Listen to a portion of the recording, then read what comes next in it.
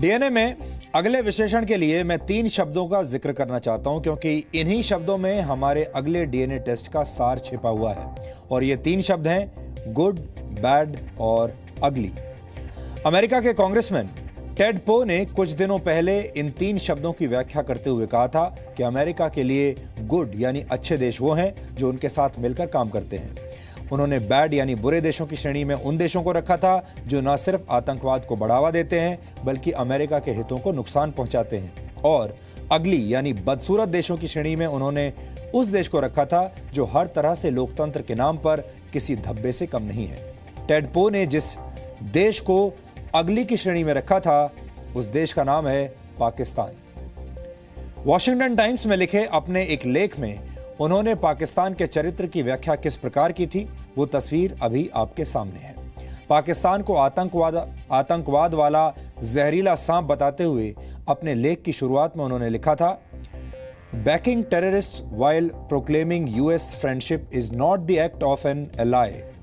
ये लेख 10 जुलाई को प्रकाशित हुआ था, लेकिन ये लेख छपने के ठीक 9 दिन के बाद यानी कल अमेरिका ने पाकिस्तान को आधिकारिक तौर पर सेफ हेवन फॉर टेररिस्ट वाला सर्टिफिकेट दे दिया।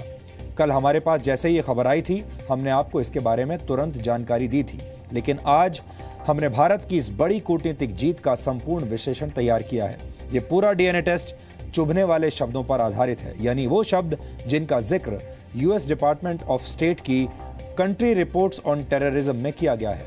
मेरे हाथ में इस वक्त 32 पन्नों की वही रिपोर्ट है जिसे अमेरिका ने जारी किया है, लेकिन पाकिस्तान की धज्जियां उड़ाने वाली बातें इस रिपोर्ट के पेज नंबर 1, 20, 21 और 22 में लिखी हुई हैं। इसलिए हमने उन 4 पन्नों को आज अलग कर लिया है ताकि हम एक एक करके आपको आतंकवादियों का स्वर्ग कहे जाने वाले पाकिस्तान का पूरा बायोडेटा बता सकें।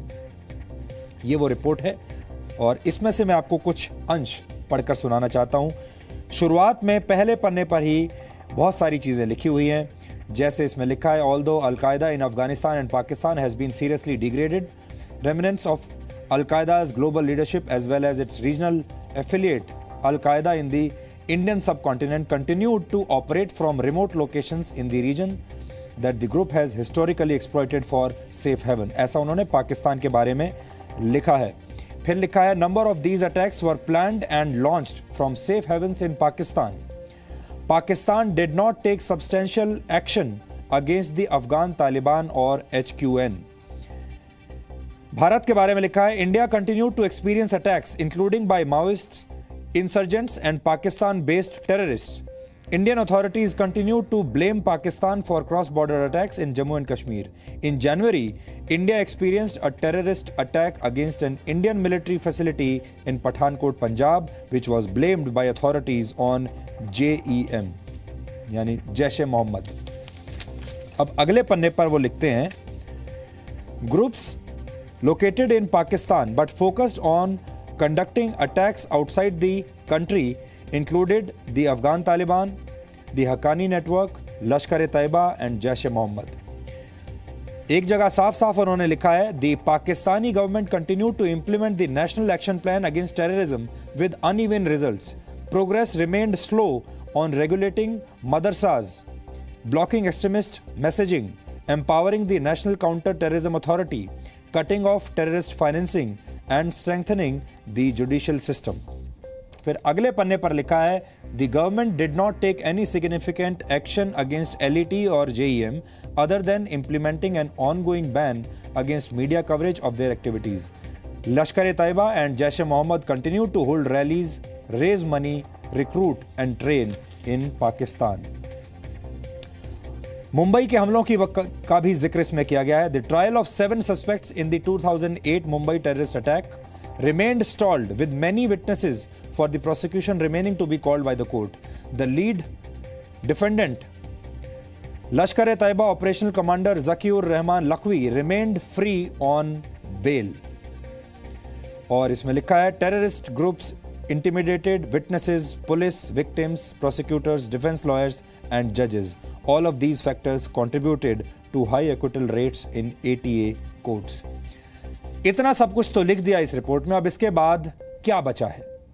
थोड़ी देर पहले हमने अमेरिका के कांग्रेसमैन टेड पो का जिक्र किया था। उन्होंने आज वियॉन चैनल को एक इंटरव्यू दिया है और इस इंटरव्यू में उन्होंने न सिर्फ पाकिस्तान को उसकी हैसियत दिखाई है, बल्कि यह तक कहा है कि आतंकवाद के खिलाफ लड़ाई में अमेरिका का सबसे बड़ा पार्टनर पाकिस्तान नहीं बल्कि भारत को होना चाहिए। हमें लगता है कि आज आपको टेड पो द्वारा कही गई कुछ जरूरी बातें ध्यान से सुननी चाहिए। उस इंटरव्यू का एक छोटा सा अंश हम इस समय आपको दिखा रहे हैं। Many members of Congress understand that Pakistan is not a loyal ally. Play both sides, and they hide terrorists in their own country. The State Department even said yesterday that Pakistan is a safe haven for terrorists. So we will just continue to press the issue. It is not going to happen tomorrow, but it will happen, I think, eventually. Pakistan takes American money. It does use it for help in the region to fight terrorists in Pakistan. But it also takes money that goes to ISI and it supports terrorism. Let's go back to what the State Department said yesterday, that Pakistan is a haven for terrorists. I think the administration will take that and come up with a different plan in Pakistan. At least I hope so. I do think that the United States should move closer and have better relations with India and pivot from the long-time support in Pakistan to supporting India, the largest democracy in the world. And I hope that's the new policy. बहुत सारे लोग ये भी कह सकते हैं कि अगर अमेरिका ने पाकिस्तान को सेफ हेवन फॉर टेररिस्ट वाली लिस्ट में डाल भी दिया है तो इससे क्या हो जाएगा? अमेरिका क्या बिगाड़ लेगा? उनकी चिंता जायज भी है, क्योंकि सिर्फ लिस्ट में पाकिस्तान का नाम डाल देने से उसकी आतंकवाद वाली सोच का समाधान नहीं किया जा सकता। लेकिन अंतर्राष्ट्रीय कूटनीति की दुनिया में अगर किसी देश को अलग थलग करना होता है, दुनिया को कोई संदेश देना होता है, तो ज्यादातर मौकों पर सांकेतिक भाषा का ही इस्तेमाल किया जाता है। इसलिए आप ये कह सकते हैं कि कंट्री रिपोर्ट्स ऑन टेररिज्म में पाकिस्तान को आतंकवादियों का स्वर्ग बताकर अमेरिका ने उसे ये संदेश देने की कोशिश की है कि पाकिस्तान, अब तुम मेरी नजरों से गिर चुके हो। पाकिस्तान के इस बुरे वक्त की शुरुआत उसी वक्त हो गई थी जब प्रधानमंत्री नरेंद्र मोदी ने पिछले महीने अमेरिका जाकर वहां के राष्ट्रपति डोनाल्ड ट्रंप से मुलाकात की थी और इस मुलाकात के बाद अमेरिका ने सैयद सलाउद्दीन को ग्लोबल टेररिस्ट घोषित कर दिया था।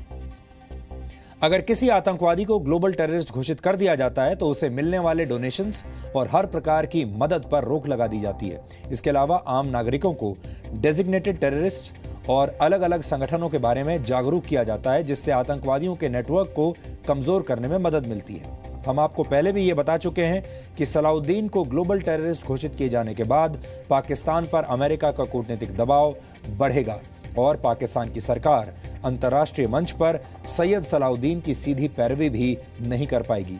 लेकिन उस वक्त पाकिस्तान ने इस आतंकवादी को स्वतंत्रता सेनानी बताकर अपना मुंह छिपाने की कोशिश की थी और इस बार भी वैसा ही हुआ है।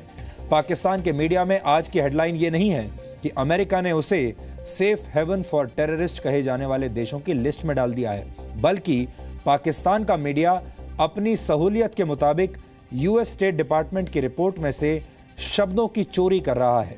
उदाहरण के तौर पर पाकिस्तान टुडे की हेडलाइन देखिए, जिसमें अमेरिका की रिपोर्ट का हवाला देते हुए मोटे मोटे अक्षरों में लिखा गया है, terrorism reduced in Pakistan for second straight year. Pakistan के जियो न्यूज ने लिखा है, Pakistan has taken constructive measures on nuclear safety.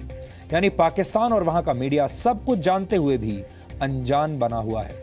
लेकिन इन लोगों को यह बात याद रखनी होगी कि आंख बंद कर लेने से सच का सूरज डूबता नहीं है।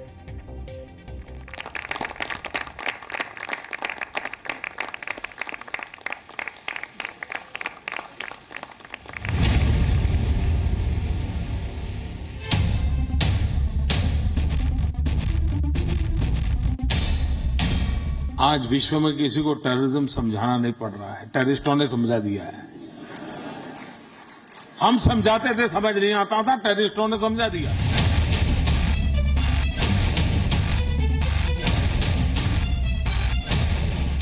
देर से ही सही, आतंकवाद पर भारत की बातें अब पूरी दुनिया की समझ में आ गई हैं।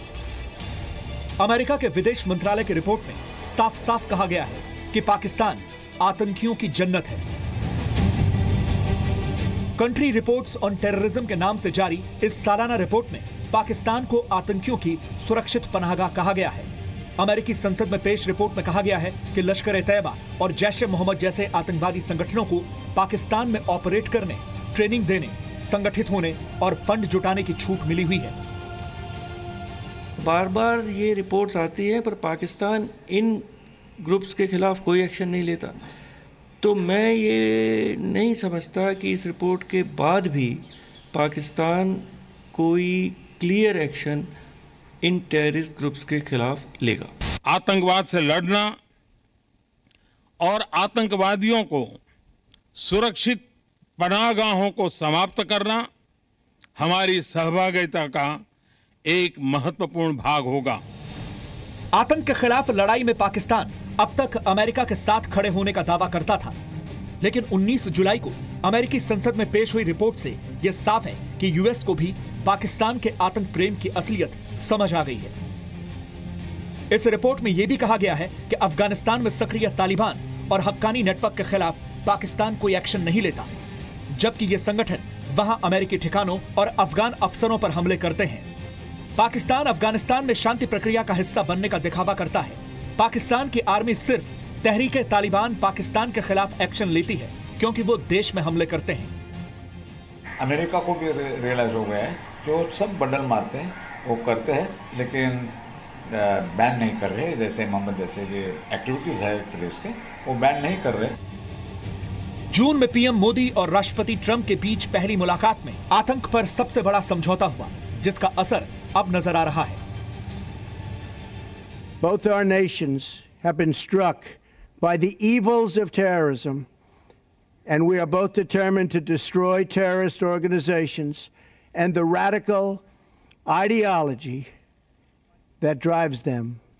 We will destroy radical Islamic terrorism.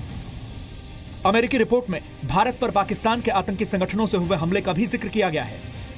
Country reports on terrorism के मुताबिक पठानकोट हमले को जैश-ए-मोहम्मद के आतंकवादियों ने अंजाम दिया। इस हमले के बाद भारत ने अमेरिका से आतंकवाद के खिलाफ मदद मांगी और जानकारी भी साझा की। रिपोर्ट के मुताबिक पाकिस्तान देश से बाहर हमला करने वाले आतंकी संगठनों जैसे लश्कर-ए-तैयबा और जैश-ए-मोहम्मद पर कोई एक्शन नहीं लेता। ये ग्रुप अब भी वहां से ऑपरेट कर रहे हैं। इन आतंकियों को वहां ट्रेनिंग और पैसा दिया जाता है। भारत को इन आतंकी गुटों के हमले का शिकार बनाया जाता है। भारत इनके सबूत भी देता रहा है। भारत आईएसआईएस और अलकायदा जैसे आतंकी संगठनों से भी जूझ रहा है। इन संगठनों से जुड़े कई संदिग्ध भारत में अरेस्ट किए जा चुके हैं। जो भी टेररिस्ट ग्रुप दूसरे देशों के खिलाफ कर रहे हैं, वो तालिबान के खिलाफ अफगानिस्तान में लड़ रहे हैं या हिंदुस्तान के खिलाफ कश्मीर के अंदर लड़ रहे हैं, तो वो भी टेररिस्ट हैं, वो भी टेररिस्ट एक्टिविटी की जाए, उनको वो टेररिस्ट मानते नहीं हैं। तो जब टेररिस्ट नहीं वो मानते हैं, अमेरिका जो मर्जी कहता रहे।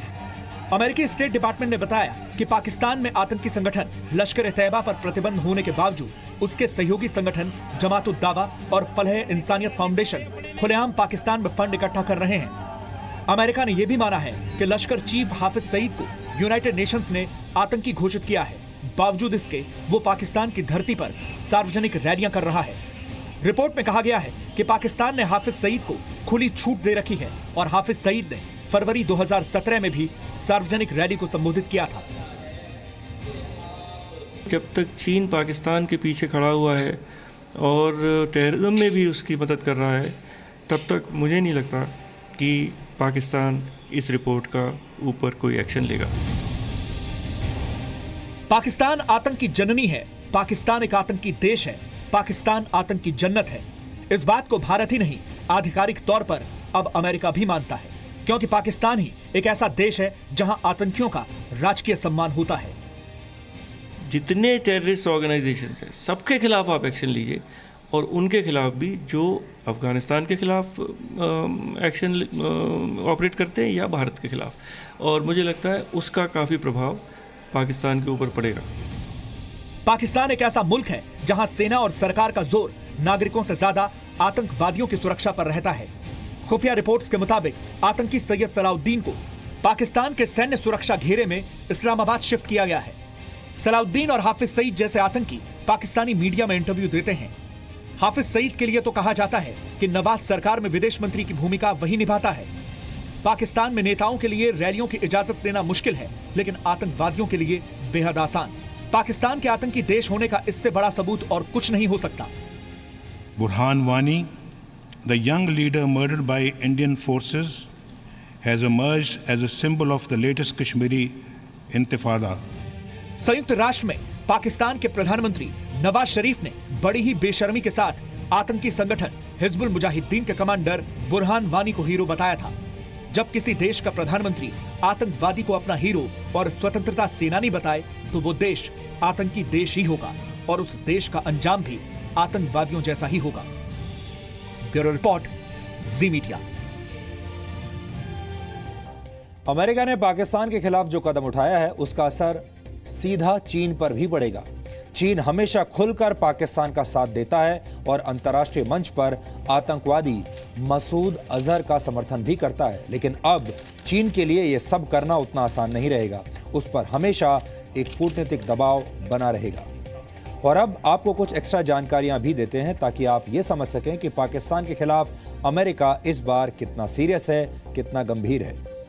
पूर्व अमेरिकी सैनिक और सेंट्रल इंटेलिजेंस एजेंसी के कॉन्ट्रैक्टर रह चुके रेमंड डेविस ने अपनी किताब द कॉन्ट्रैक्टर में पाकिस्तान का सच दुनिया के सामने रखा है। उन्होंने लिखा है कि पाकिस्तान ने हमेशा से अमेरिका को लिमिटलेस एटीएम की तरह देखा है। अमेरिका की तरफ से मिलने वाली आर्थिक मदद पाकिस्तान की जनता के काम नहीं आती, बल्कि वो सीधे वहां की सेना की जेब में जाती है और पाकिस्तान की सेना इस पैसे का इस्तेमाल आतंकवाद को बढ़ावा देने के लिए करती है। आज की ताज़ा जानकारी यह है कि अमेरिका के कांग्रेशनल पैनल ने पाकिस्तान को मिलने वाली आर्थिक मदद की शर्तों को कठोर करने के प्रस्ताव पर वोटिंग की और उसे भारी बहुमत से पास भी कर दिया गया है। इस प्रस्ताव के तहत अगर पाकिस्तान ने अपनी जमीन पर मौजूद आतंकवादी संगठनों के खिलाफ कड़ी कार्रवाई नहीं की तो उसे मिलने वाली सारी आर्थिक मदद रोक दी जाएगी।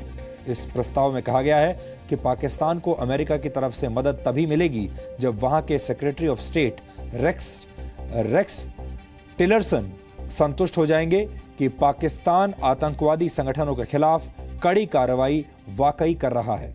ये बिल अब अमेरिका में हाउस ऑफ रिप्रेजेंटेटिव्स के पास जाएगा और अगर ये बिल वहां से भी पास हो जाता है तो पाकिस्तान के कंगाल होने की संभावना और ज्यादा बढ़ जाएगी।